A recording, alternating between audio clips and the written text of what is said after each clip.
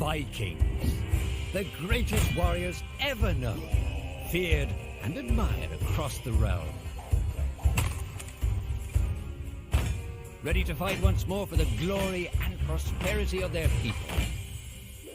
This particular village was home to two young Vikings, Vasker and Oddmar, destined for greatness by decree of the gods themselves.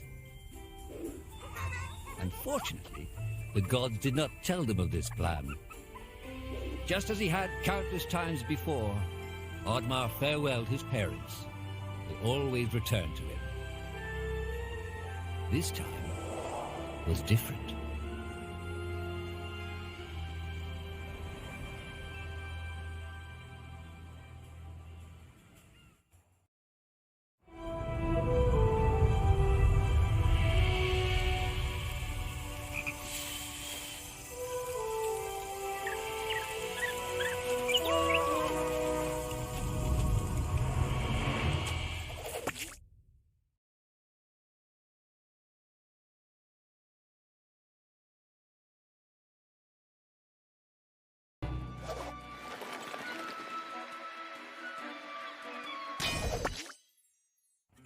Years passed, and the Viking warriors continued on their pillaging voyages and grew ever richer.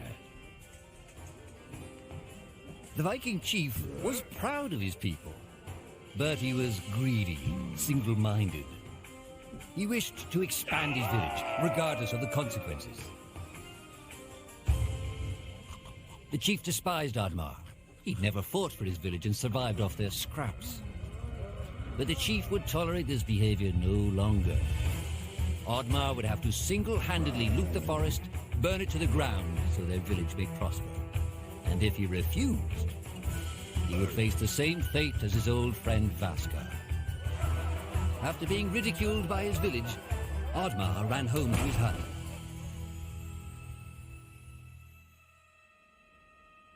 Oddmar felt hurt and lost.